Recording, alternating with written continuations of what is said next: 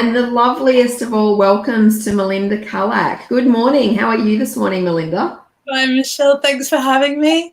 It's our pleasure. It's lovely to have you. And we were just before we jumped on, we were having a conversation about what you have in your background. Do you want to just quickly tell everyone what it is you've got there, the mandala that you've got in your background? Sure. Well, my spiritual teacher, Lama Tender, he painted that, and it's a universal mandala, and it's got all the secrets in the universe in it, and it's a lovely thing to look at and meditate with as well. Beautiful. Yeah, you can get some pretty amazing mandalas, can't you? And I was just saying to Melinda how a little while ago I was up in Queensland and I saw these Buddhist monks doing a mandala with coloured sand all over the ground, and it literally took them weeks to do it, but to destroy it took, a matter of minutes. And like the lesson in patience and surrender that they must have got is just amazing. But this morning Melinda's with us. She's going to talk about where does energy come from and how can we use it as a fuel for better health. What a great topic, because I think often when we're talking about energy, we don't necessarily think of where it originates. We don't think of, how we produce it or how we can get more of it. We sort of know that it's there, but we don't think that much about it. So I think it's a great topic. Now, Melinda is an author. She's a creative producer. She's an entrepreneur. She's an energy worker, and she's a meditation facilitator. So I'm so looking forward to what you have to share with us this morning, Melinda, and take it away. We're in your able hands. Thank you so much, Michelle. It's a real honour to be here and part of the energy series. I'd firstly like to just start up with an invocation. And this is what I normally do if I'm starting a workshop or a ceremony or a meditation. So I just want to invoke to the divine Creator, to the divine Supreme Being, to the divine Mother and Father, to all the great, great beings of light, love, healing and protection. I'd like to invoke to the Holy Masters, spiritual gurus, to the Buddhas, the Bodhisattvas, to all the spiritual teachers, to my teacher, Master Chalkok Sui, to Jesus Christ, to all the archangels and angels. I humbly invoke to you for your guidance and assistance today. And I'd also like to honour the Warramai Indigenous ancestors, the elders past, present and emerging. That's the land I reside on, and I'd like to show my respects to the land and to the ancestors as well. Thank you. What a beautiful way to begin. Excuse me. So yeah, I'm very passionate about energy. I've always had an interest in science as well, but the last 10 years I was introduced to pranic healing, and I've been very, very passionate about it ever since. And it's quite funny because yesterday I was Googling primary energy sources on Google, and I got fossil fuels and all sorts of funny things like that. And then I Googled energy for, human beings, and I got carbohydrates, and I got all these interesting answers. And yeah, we do sometimes forget to talk about the primary sources of energy, and when we've got them in our consciousness all the time, we can use them for our better health. So so I'm not sure if there's anyone on watching at the moment. It is 9 a.m, but is there anybody watching at the moment? Because I can see at least 12 people, and I'm sure there's more on other platforms. So, excellent. Yeah. That's lovely. Well, what I might do is I've got a little whiteboard, but I'm just going to do a little bit of an interaction with people, just to sort of ask people in the group what they think the primary sources of energy are. Great. And while you're doing that, we might get people just to pop in the chat box where they're calling in from. So if you can just say either the city where you are or the country where you are, and then we can get an idea of who's actually watching, that would be fantastic.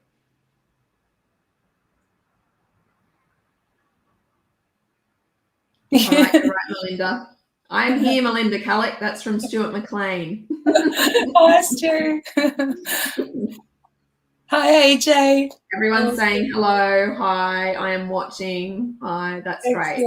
So you have an audience. Oh, that's nice. And Michelle, you might be the one that's interacting with me the most. So not to test you or anything like that, but what do you think are the primary sources of energy? The primary sources of energy. Pardon? For the environment. And I'll give you a little clue to help you, just like a little Give me a clue. trigger. Ah. Well, this is just what does a flower need? Surely a seed would have to be a primary source of energy. Definitely, that is a source. As in a seed of any plant. Definitely. But what does a flower need? Pollination. Yes. It needs it needs to be rooted somewhere. Needs to be connected into the earth. Yeah. Soil and water and sunlight. Excellent. I think you've just said them all now. Oh, have I? Yeah. So that's it. That's it. So the earth is definitely. So I'm just going to write that down. And I think you said sunlight. Yeah, we're getting people answer. They're saying sun, water, soil, earth, pollination, photosynthesis. These are all your answers. Thank you. That's everything. So one thing that wasn't sort of said, I mean, it's a little bit of photosynthesis in there, is air. Mm-hmm. This is a primary source. Fire as well. Pardon? Someone said fire as well. Yes. So that's sun, light, heat. The sun sort of takes up all of that. Air is another one. Water actually is condensed air. So I will put water there, but water is in fact condensed air. And someone just said, I think the source of energy is the hearts and minds of every human being on the planet. What a beautiful thing to say. We are so... Thank you for that comment. Thank you. Oh, I love your drawing too. I grew up with Mr. Squiggle. Uh-huh. You can tell. So we're connected to the earth too. So I'm just going to draw us one person with long legs. So I'll just move that a bit so you can see it. Yeah, we can see the person now, and we can see the drawing. That's great. Like a flower that needs the earth and the sun and the water and the air and everything like that, we're not too different. We're actually not too different to a flower.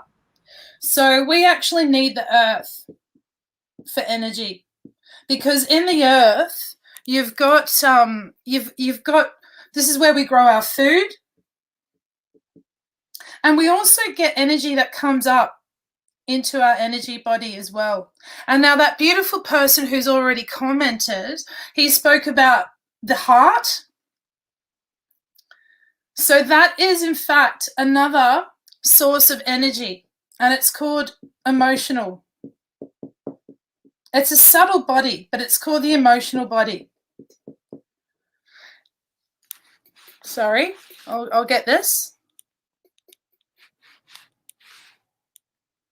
And then someone also pointed out that there were thoughts. And this is called the mental body.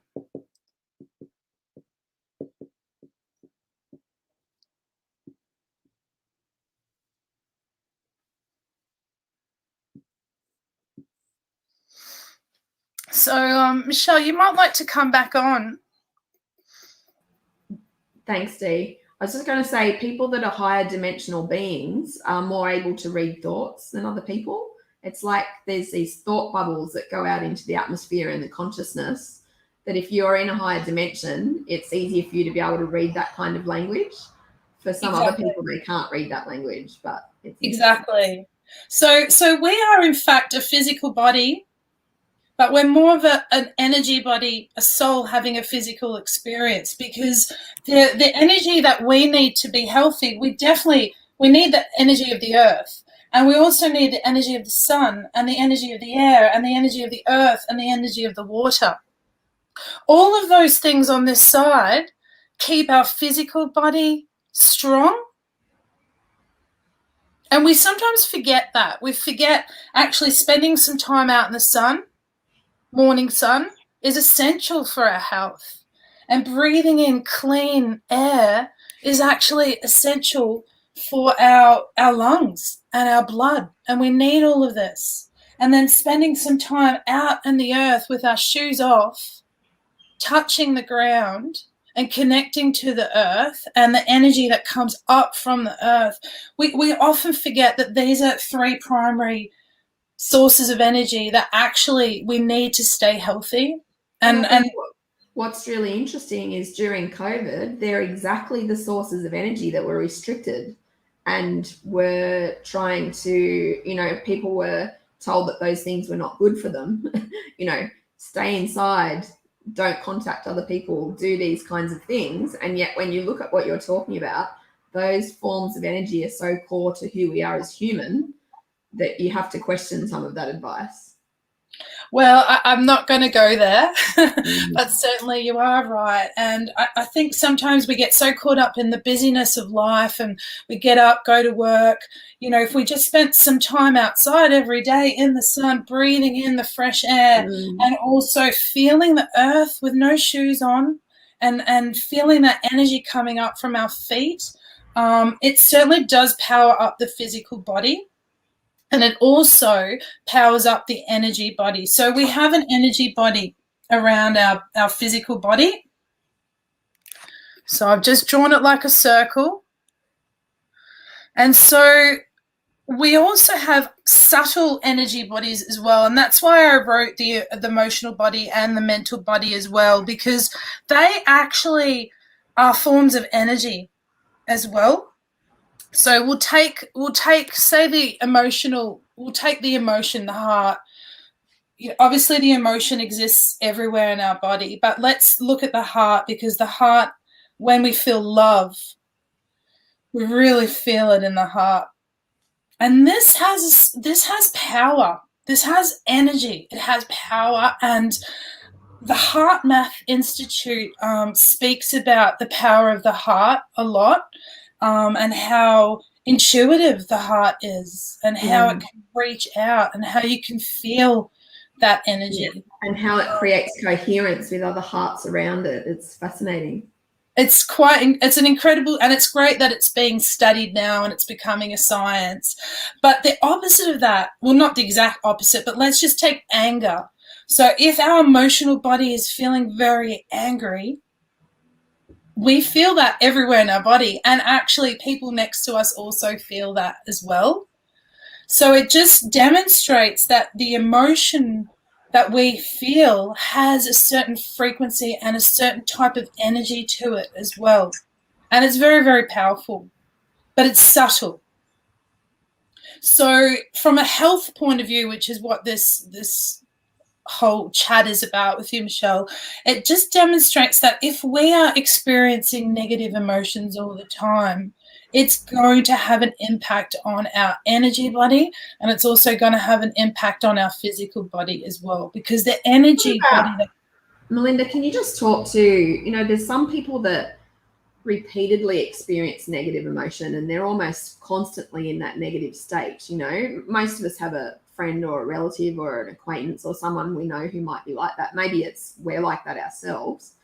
Where does the constancy of the energy of a negative emotion come from? Like, does it need some kind of circuit breaker, or how do we help support people around us that are like that? That's a really, really good question. And, we are complicated beings. Because we have all these emotions and we have all these thoughts as well. Certainly to a certain degree, spending time outside in nature is going to cleanse you to a certain degree. It's going to cleanse your energy and your physical body to a certain degree. However, if you are really stuck in an emotion, like you spoke, and this will happen to all of us at some point in our lives, we're going to experience possibly, a death in the family or some trauma in the form of an accident, or, we're all going to experience the highs and lows of life. So no one is really immune to that. However, if that emotion is constantly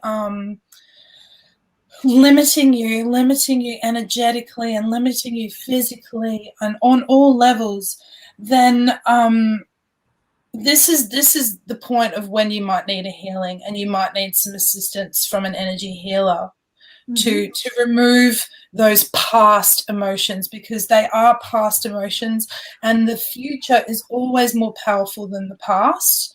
And it allows you to be. I mean, I agree with that, but I think some people wouldn't agree with you about that. I totally agree with what you said. I think for some I'm people, not their really. past is more powerful than their future. Yeah, and I'm not here to really convince or convert anyone. I'm just here to share the teachings that I've learnt through pranic healing and studying Tibetan Buddhism and all sorts of other modalities as well. But certainly meditation, a healing meditation, can also help support you.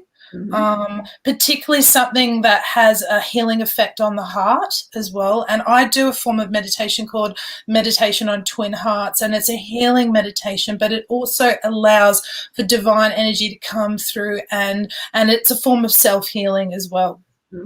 I can just share a comment that someone just wrote. They wrote, lingering emotions get stuck in our energy body and require effort to clear. If these emotions are not cleared, they manifest as sickness in the physical body. Very true. Yeah. So yeah, it is important to overcome those, and you do need help. You need help. Even counselling might help, or some coaching. There are so many available modalities out there that will help support you in clearing and understanding the emotion and what it's doing to you.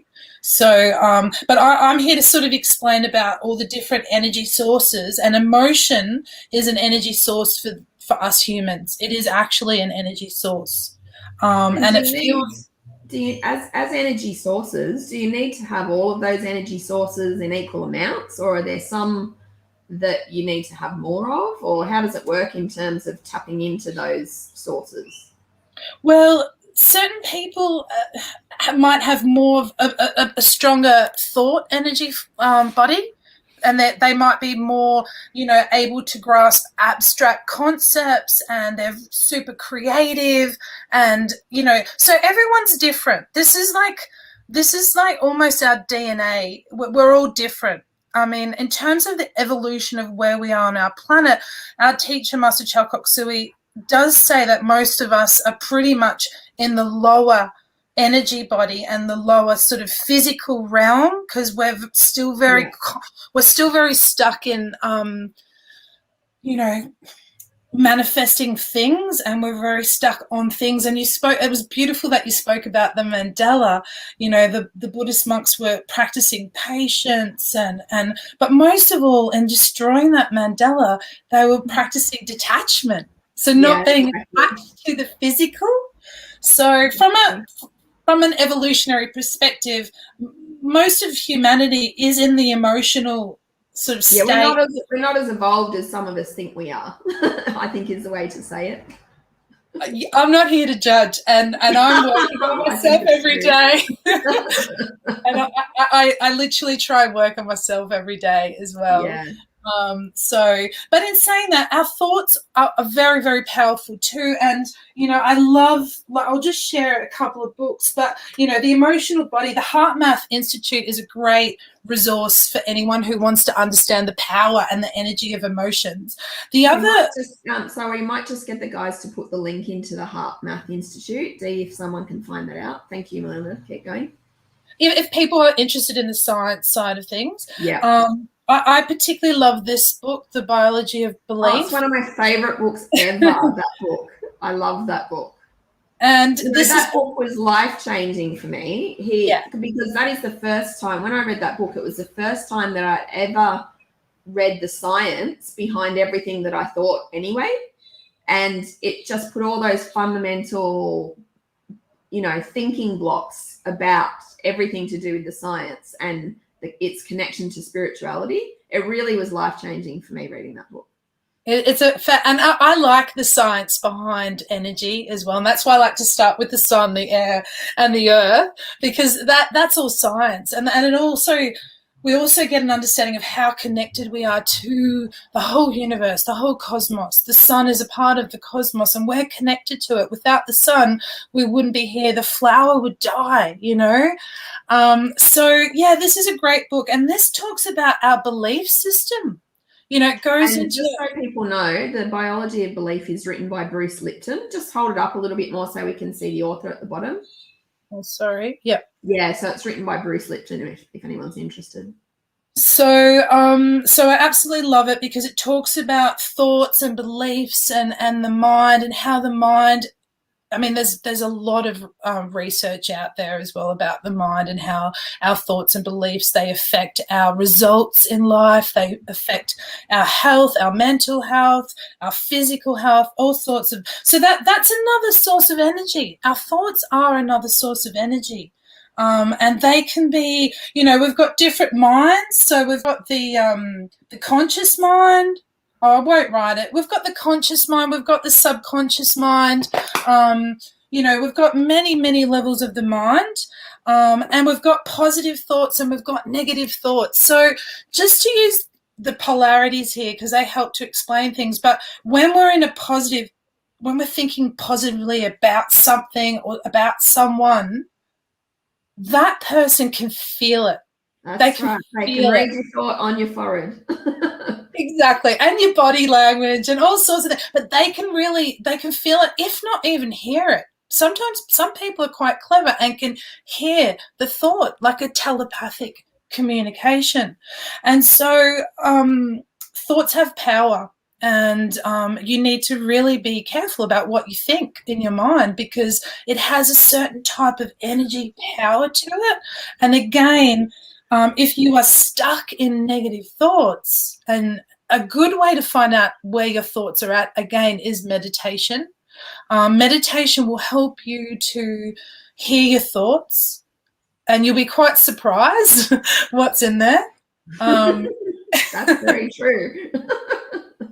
And certain meditations help to clear the thoughts as well. And over time, if you're practicing clearing, healing type of meditations, those thoughts start to dissolve naturally. But also you can see an energy healer or you can speak to somebody about it, hypnotherapist, what have you. But I just wanted to explain to people today is that they have power. And so if you are constantly thinking negative thoughts let's just say towards somebody, you are affecting their energy, but you're also affecting your own energy as well. And you're becoming less powerful as a divine being. And honestly, I think that second part about affecting your own energy is what a lot of people don't understand, because when you're in that negative thought spiral, you're on this autopilot kind of process where you're giving off this negative energy. It's like defragging in a computer and hitting all these viruses in a computer. It's like that's what the similarity is to you. It's actually very inefficient from an energy point of view because you keep hitting these thoughts that aren't working. Definitely, Michelle. You're going to get tired. Exactly. Yeah. So this is where, from a health perspective, which is what this talk is about, is again, we want to be practicing positive thoughts. We really want to be, and gratitude's a great technique for that. I find gratitude is a game changer with thoughts, and having a simple gratitude practice daily will help you to also shift from negative to positive as well. And just finding the little things to be grateful for, because sometimes people are in a state of grief or trauma or depression. And again, I would suggest they go out and seek some help for that if you're in a real deep negative thought state. But even still, if you're in that state, it's okay to start journaling some positive gratitude statements. Yeah, and it's with the coaching work that I do, sometimes I give people little bits of homework that they need to go and do before they come back for the next session. And one of the bits of homework that I often give people to do is to go and research gratitude and the science behind gratitude. And it's quite fascinating when you look at the research that's out there about gratitude and how it can change your life. We know that it does when we practice it, but when you add the science to it, it's like this whole secret weapon, that lots of people just don't know about. I like the secret weapon thing because, again, it is science out there. It might sound woo-woo, but there is science that is backing up everything that I'm talking about. And then the last thing I want to talk about is the soul. Our soul. Each and every one of us has a soul, and this is called spiritual energy.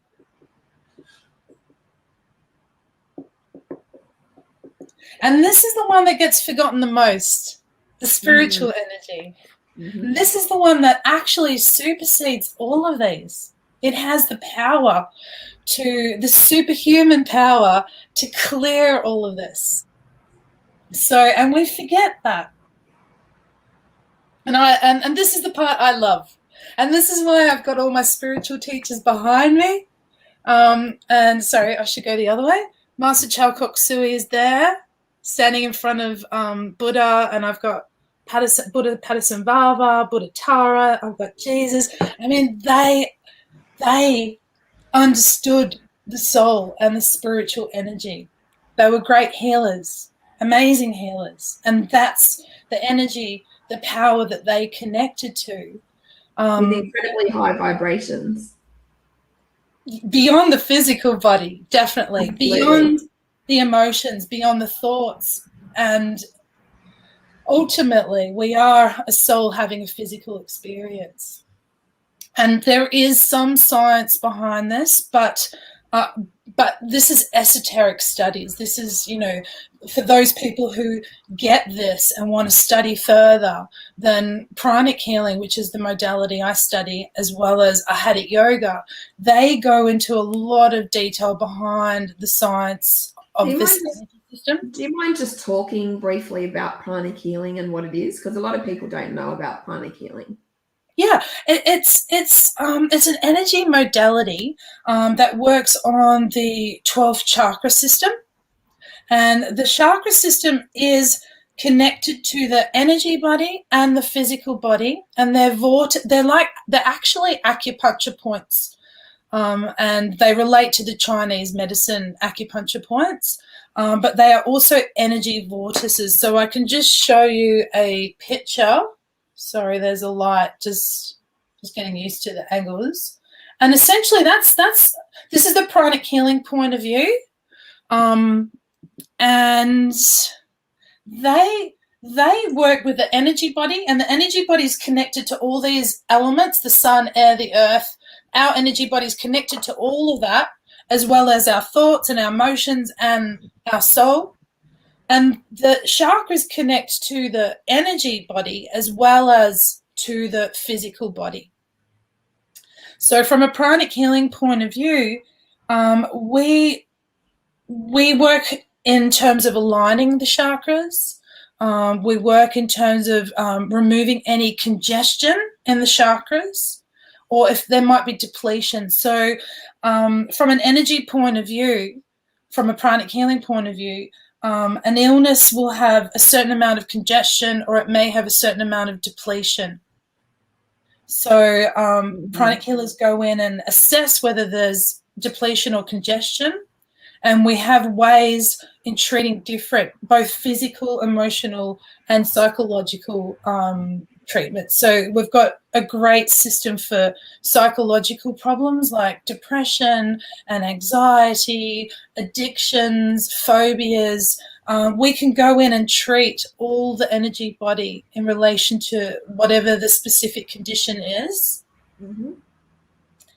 So, yeah, and it is a science which we validate as well. So we do validate the energy by sensitizing our hands. So our hands have many chakras on them.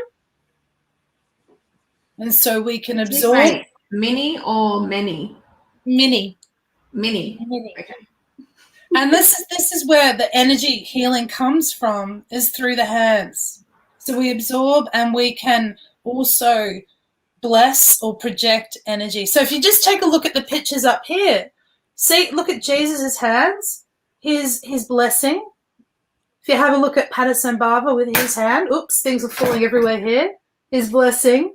So you can see all the divine beings, they're all blessing with their right hand. They're demonstrating to us that there is energy coming through. on a And physical level. interestingly, that would have been their natural state. Most likely. Like Most that, I can imagine then that that's just the way that they operate as people. It's not like something that they do. It's about who they are, and that the essence of their soul is emerging in some kind of physical reality. They are children of God, like we're children of God too. Like if we wanted to go down that sort of spiritual religious route, you know, they are souls in a physical body, but their souls are highly evolved. Their souls are connected to the God, directly connected. They understand love and healing and all those things. I mean, Jesus got angry on the odd occasion in the Bible, if you read the Bible. Mm-hmm. You know, but he just healed anybody. You know, he just walked the streets and he spoke about, really what he spoke about was being a loving human being, being kind to others, being patient to others. And the Buddhist philosophy is really no different either. You know, the Buddhism, I love Tibetan Buddhism because it talks about the mind a lot and how these negative thoughts and these negative feelings, how they actually poison the mind, and they poison in the sense that it's very difficult to see truth. It creates more illusions in the mind. Mm-hmm. So of course, you know, we all get angry, we all get sort of upset and sad and all the rest of it.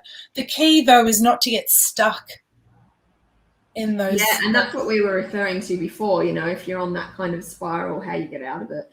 And I think one of the challenges that I see a lot is, and it's with, I see it in myself and I see it in others around me as well, is just how as humans we go about developing the awareness to have that insight in the first place. You know, to have the insight to be able to say, wow, I'm angry. And then to be able to say, wow, I'm angry a lot of the time. And then to be able to say, wow, I'm angry a lot of the time and maybe I should do something about that. You know, that's, I think that kind of capacity for us to have that insight is really what spiritual evolution is all about. And also, that's a good point, because also sometimes that anger is not necessarily all yours. You may have inherited some of that anger from your parents or your ancestors, or you may, and it's stuck in the energy body, in the chakras, or you may have absorbed that anger. So again, it's really important to be around positive people. It's really important to feed your mind. So let's take this from a health perspective again. So if we take this from a health perspective again, we need to feed our mind with great good stuff, intelligent information, abstract information, creative information, positive thoughts. This is, if we want to maintain a healthy thought energy in our energy body, that's how we've got to feed it. We've got to feed it. To maintain the physical body, we've got to feed it with sunlight and air and water and food and all those beautiful things. They're going to keep our energy strong, our physical energy strong. But the positive thoughts and reading and studying and connecting to the abstract spiritual energy is going to keep our mind very strong as well. And again, with the emotions, you know, practicing happiness and joy and gratitude, you know, you almost have to not force it, but you do have to make an effort. You know, if being happy does not come naturally to you, then you have to try and smile more. You know, there is a science behind smiling as well, and what it does to the chemicals in your brain. So there is also science behind that too. And of course, if you're at a point where you're really stuck, go and seek help from counselors, from pranic healers, from Reiki healers. I mean, they're all working from the spiritual healing space, you know, and this is where the healing comes through. And how do you know if people are listening to this and they're going, oh, I really want to see a healer, and they're at that stage where they feel like that's what the step that they'd like to take, how do they know where to go? How do they know who to go to? Because there's so many people out there, particularly when you're new in this space and you don't know the difference between a pranic healer and a hypnotherapist and someone else. So how would they, what recommendation would you make to help them work out where to go? I think a good way to start is to go to some meditation groups or check out some meditation things online, because most people who are doing energy healing are also doing meditation. Because meditation for us, particularly meditation on twin hearts, it heals the heart, but it also allows us to bring a strong amount of spiritual energy down to power us up and also to help us with healing. So and asking people, doing some research, yeah, making sure that they've had experience. But in saying that, you know, even a beginner pranic healer with the right intention and the right heart, you know, the healing is just as powerful as well. Ultimately, it's up to the person receiving the healing. It's up to them and their faith and their belief. And also to a certain degree in like entitlement. So there's a lot of factors with healing, a lot of factors, but ultimately a good healer needs to make the person who gets the healing to feel relaxed, to feel trusted, and this is why, you know, meditation's great. I would start with the meditation first, just so you sort of tuning into the subtle energies within yourself and starting to understand a little bit about what these energies are, because often we take all of this for granted. And so, yeah, it's up to the healer to help the person to be open and receptive. But if they, you know, one thing that we all have as human beings is free will, and nobody can take that free will away from you. No one can force you to do anything you don't want to do. So you have to, you know, allow the healer to help you. Work to you. Yeah. It's Yeah. the resistance that doesn't work. Yeah. Yeah. And so we're just channels of light. You know, our job is to be a clean vessel of spiritual energy. We practice daily. We watch what we feed our mind. We watch what we feed our emotions. We watch what we feed our physical body. We watch all these areas from a pranic healing point of view. And we connect to spiritual energy and our spiritual teachers all the time. We're studying all the time. So, you know, we're just a channel for that person. And that's all we are. Melinda, someone's just asked a question, and anyone listening, please feel free to drop in a question and I can ask them directly to Melinda. So don't be shy about doing that. But this question is, what are your thoughts on doing this live with virtual reality? A distant healing? I assume that's what they mean. Yeah. It is possible. Yeah, it is definitely possible. I do a lot of online healings, and I'm happy to offer a special to anyone watching this if they want. I'm happy to do an offer of $97 for a psychotherapy treatment, which you know, takes into consideration the thoughts and the emotions as well. So feel free just to drop into our Superhuman Summit group, and you can pop that offer directly into the group afterwards. Yeah. Yeah.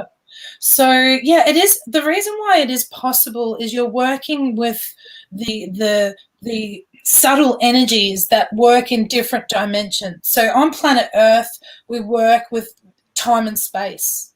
But when we're working in the spiritual realm, we're working in different dimensions. And when we're working with our heart space, we're working in different dimensions. So if we got a group of people all together blessing planet Earth, that has a lot of power, because we are using the heart and spiritual energy to bless planet Earth.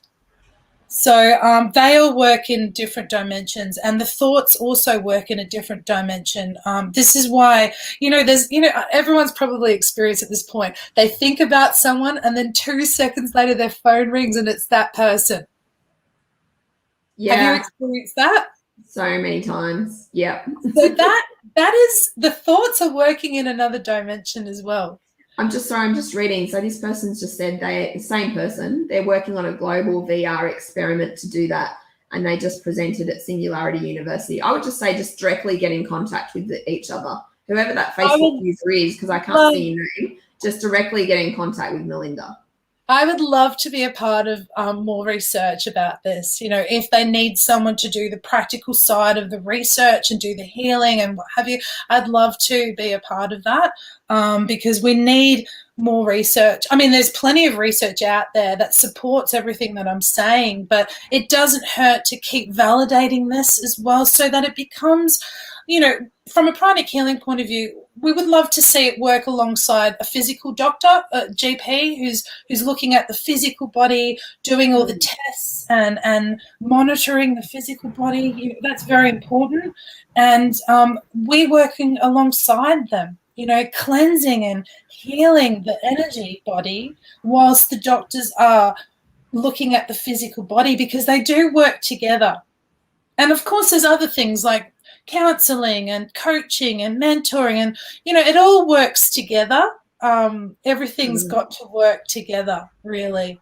So quite often people will come to us quite often when they've done everything else and nothing's worked. They'll come to us, or if they are aware of energy, they might come to us first, and then that will lead them to other things as well. Other things, yeah. Just to let you know, Melinda, you've got about 3 minutes left. So what is the final things that you would like to share with us in relation to energy and the practical tips you've been giving us? I'll give you a quick tip. If you're feeling anxious or nervous or stressed or angry, sometimes just simply putting your hand on your heart and taking a few breaths will bring the emotions down, and it will activate your heart. It will bring the energy back into the heart. If the energy is sort of creating all this nervousness in your stomach, it's a great, and this is why you see people in church putting their hands like this on their hearts, because it's activating the heart. So there's a lot of clues in religions. There's a lot of information in there. The other thing is praying is very powerful, because it does activate your heart and your crown chakra.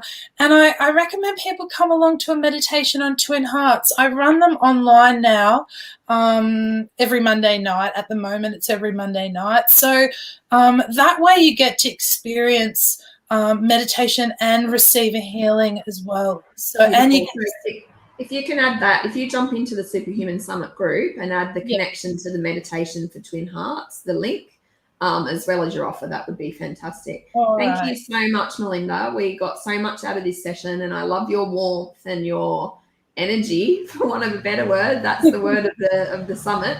But I just love the connection that you have with everybody around you, even through this kind of medium. It's actually palpable. So thank you so much. I really loved it. Thank you. Thank you so much. And thank you to all the divine beings as well. Absolutely, absolutely. And thank you so much for the other divine beings who have been listening and commenting and being part of our session today. And what we want to remind you about is our Superhuman experience that is coming up. After the Superhuman Summit, we would invite you to continue to be part of our group. This is an online course that AJ and I offer together. And we have all of these kinds of conversations that we're having right now in the summit, but we have them in a much more small group kind of way. So there's so many reasons to jump in and join that Superhuman experience. Also, if you are watching this and you're on a replay, please put #replay so that we know that you've watched us on the replay. And again, thanks so much, Melinda. And stay tuned, everyone. Our next speaker is Diane Apostolou, and she is coming up right at 10 o'clock. So see you all very soon. Take care. Thank you. Bye. Bye.